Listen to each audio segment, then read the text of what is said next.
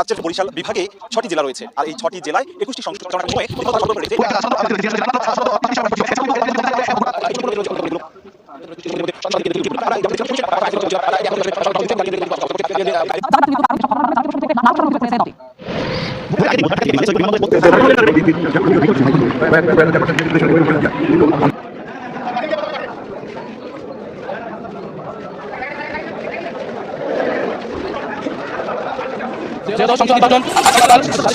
Vote শুরু হয়েছে। আমি এই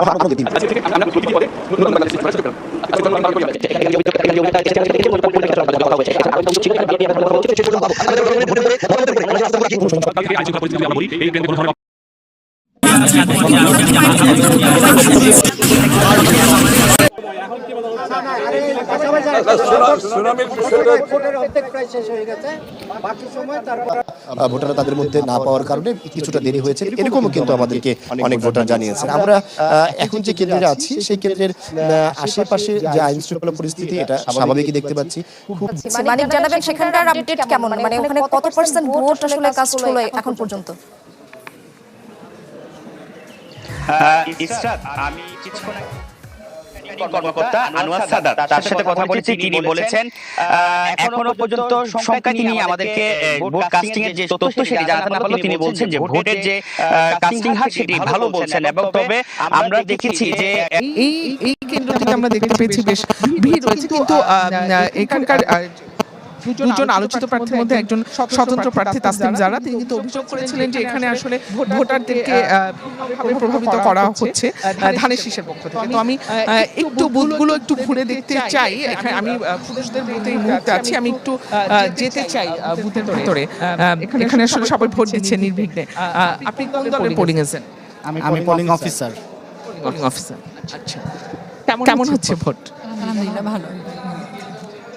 যে কেন্দ্রে রয়েছেন সেখানকার সার্বিক পরিস্থিতি কেমন দেখতে পাচ্ছেন? কত পার্সেন্ট ভোট কাস্ট হলো এখন পর্যন্ত?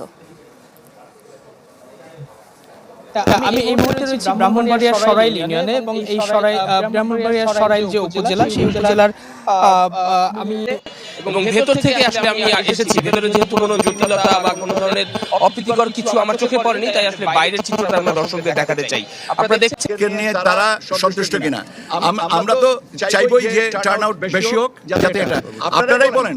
রিটার্নিং কর্মকর্তার কাছ থেকে যেটা পেয়েছি, এখন পর্যন্ত প্রবেশ করেছিলেন তাকে কিন্তু জরিমানা করা হয়েছে। শিবগঞ্জের আরেকটি কেন্দ্রে সেখানে অবৈধ কিছু দেশীয় অস্ত্র পাওয়া গেছে, সেটা কিন্তু হয়েছে।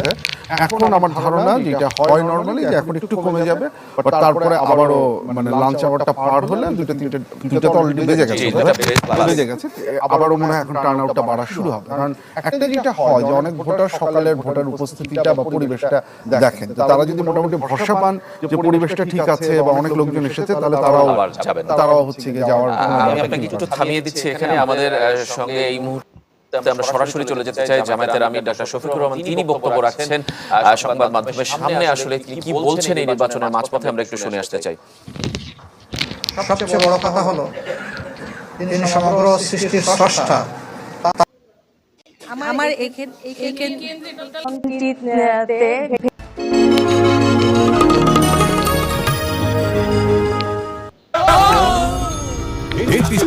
দিতে আসছেন, যারা পুরুষ আছেন তারাও ভোট দিচ্ছেন, তবে নারীদের এখনো আমরা দেখছি যে একজন এবং আমরা প্রার্থী যারা